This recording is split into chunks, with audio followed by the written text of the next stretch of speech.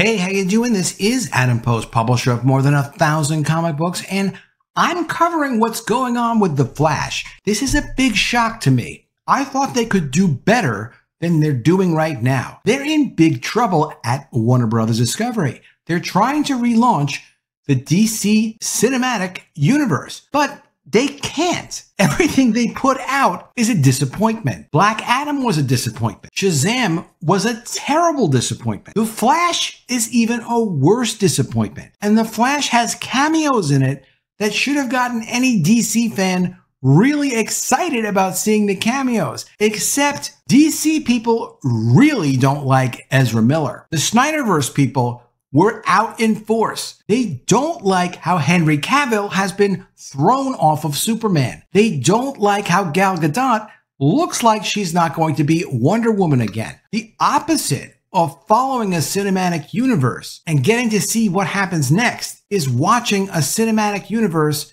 that you know is not going to be continuing. And to make the excuse that, oh, well, look, it's a multiverse, so you could just follow it as something that is sort of part of the history, but not part of what's going forward, is really a tremendous turnoff. It's almost worse than what Disney has done by ruining and dishonoring the Marvel Cinematic Universe. The results for The Flash are absolutely disastrous. Now, Warner Brothers Discovery can afford to lose the money. It's not putting them out of business. However, it really doesn't help, and it's certainly not what they wanted. Let's get into the story. Before we do, please be sure you are subscribed to the channel. Click the bell for notifications. Give me a thumbs up. I really appreciate you guys. I'm trying to get to 25,000 subscribers, so if you can subscribe, please do subscribe. Thank you for that. Coming from The Hollywood Reporter, we get the numbers, and we get to actually see where are the numbers at. Okay, so here's the news for DC and Warner Brothers' big budget superhero pick, The Flash. It opened last weekend opposite Elemental, which we know Elemental was an absolute disaster for Pixar, really their worst opening film ever. Disney has its own problems. I did a separate video about that. This video is about DC. But The Flash opened to 55.1 million domestically, and things grew worse as it fell off 72% to 15.3 million for a domestic total of 87.6 million. Unlike Elemental, The Flash received poor exit scores. The exit scores are really crucial because the exit scores tell you what audience members thought when they saw the movie. If they don't like it, they're not going to recommend it to their friends. In fact, they'll use it as an opportunity to tell their friends, yeah, this movie, if you ever want to see it, just wait until it comes out on streaming or wait until it comes out online or something like that. Don't go bother and see the movie. And they also won't go see the movie a second time themselves. The Joker was an incredible success. The Joker was a movie that people saw like 5 times, 7 times, 10 times. I'm not saying everybody saw it that many times, but a lot of people saw it more than once because they were impressed with what they saw. That's what it takes when you make one of these movies and you want it to be a hit, when you've got to cover a production cost of $200 million and another $100 million in promotion. If you're not going to get people to see it more than once, they have to at least recommend it as a good movie. Incredibly, Elemental, with their non-binary lead, whatever, and their other social justice themes, is actually getting a better audience score. People commenting like, yeah, it was pretty good, than The Flash. Insiders at Warner Brothers Discovery concede that the film starring Ezra Miller is a huge miss and is being rejected by audiences on a wholesale basis. Ezra Miller was arrested multiple times last year, culminating in Ezra issuing a statement in August 2022 apologizing for bad behavior and saying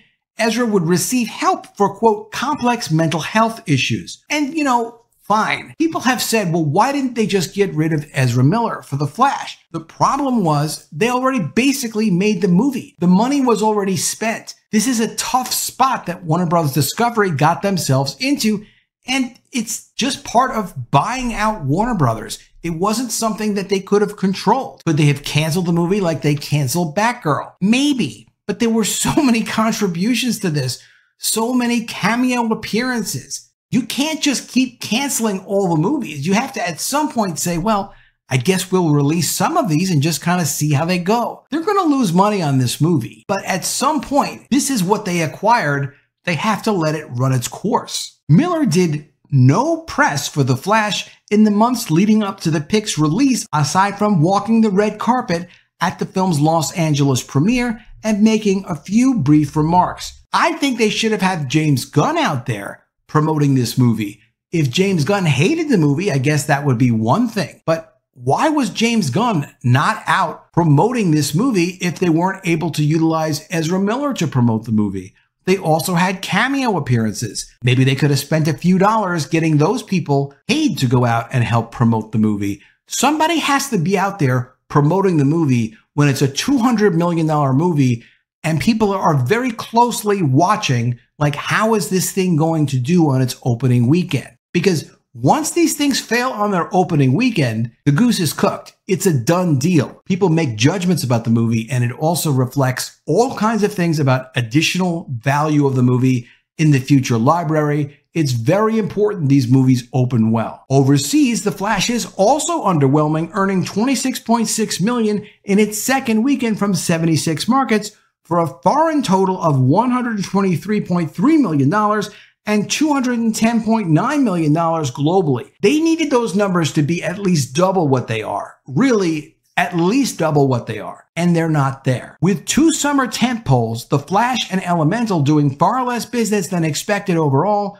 domestic weekend revenue came in at 19% behind last year and 47% behind 2019, or put another way, not one film earned more than $20 million during a prime June weekend. That's the state of the industry. It's not so good, but the fault, of course, of the industry not doing well is not making a movie that people are willing to say positive things about as they leave the theater, or just generally creating something that's well promoted, that's accepted by your audience. Superhero fatigue is something that people have been talking about now ever since the Marvel movies have been failing. The Marvel movies have absolutely destroyed the market for superhero movies. Yes, you can make an incredible superhero movie and it still may do okay. You're going to have Spider-Man make money. You're going to have Batman make money. Maybe you have some other no-name or middle title superhero movie make money. I can't see how Blue Beetle is going to make money. If you have a way that you can imagine that Blue Beetle could make money,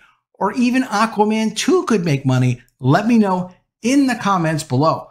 Because back in 2019, Aquaman 2 came out. There were all kinds of big Marvel superhero movies that lifted the market. People were still excited about the idea of superhero movies. And Marvel put out plenty, but there was room for a DC movie. Aquaman kind of looked like a Marvel movie. It wasn't a good movie. I saw Aquaman and I said to myself, wow, how did this movie make money? But it did make money. It did do well. But Aquaman 2? I think it's got about zero chance of doing well. Nothing from the DC extended universe, nothing from the prior universe has a chance of making money. They've made that clear now. Black Adam, Shazam, The Flash. You think Blue Beetle's going to do well? This stuff is going to lose a ton of money. Warner Brothers Discovery is still a relatively big company. They have money. They're not going out of business.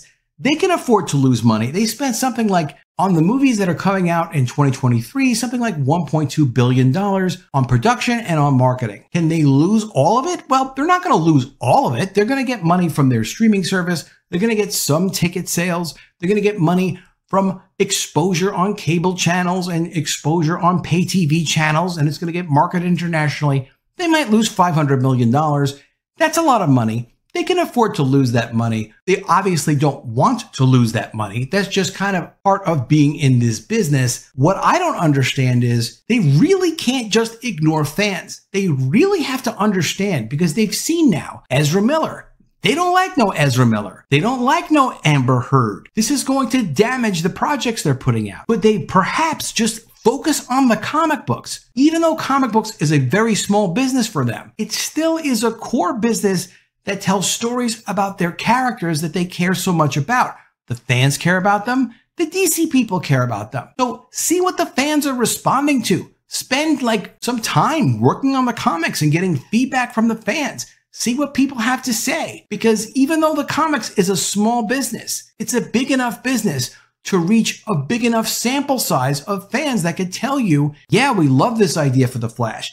Yeah, we love this idea for Aquaman. We love this idea for Batman. Or we don't. And you can't go off what worked 5 years ago, 10 years ago, 20 years ago. Things get updated over time. Fans gain interest in things and lose interest in things. It's up to DC to figure out how are we going to relate to fans, because there is no way that they understood and knew that the Flash could do so badly. They just didn't know that. And I don't know how they're going to discuss it with their Wall Street people when they're in the next quarterly meeting and they're talking about it. But I would want to see, how are you guys going to relate to fans and focus on fans? It's the same kind of thing that Disney doesn't do.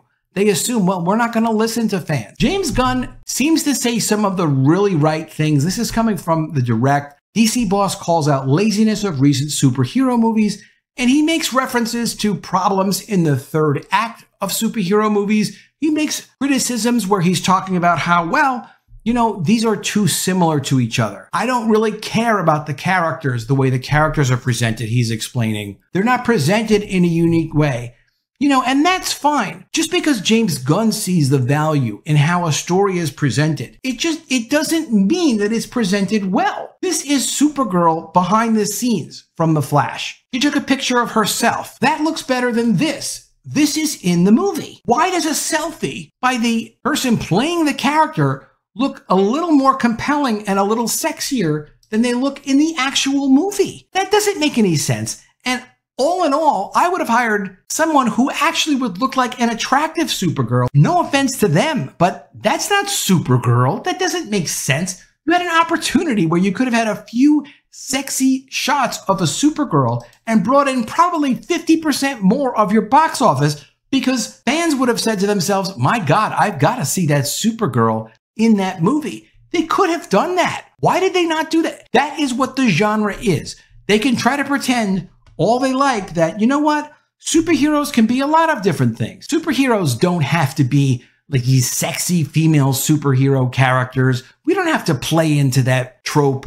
Well, you should play into that trope, because that's what fans are actually interested in spending money on. If you get 10,000, 20,000, 50, 100,000 fans interested in what you're doing with these superhero characters, that will multiply. The same thing happens with speculation in comic books. The speculator market is much bigger than the reader market in comic books. People who will buy the comics and then put aside those #1s so that they go up in value in the future. Spider-Man #1 by Todd McFarlane sold something like 3 million copies. The people who bought it and put it on a shelf somewhere and hid it in their closet and didn't read it, okay, you know, you don't want to produce just for speculators, but you produce for the people that really care about the material. And then what comes later is there'll be additional excitement that's generated because someone really cares about the material. That's what's missing from The Flash.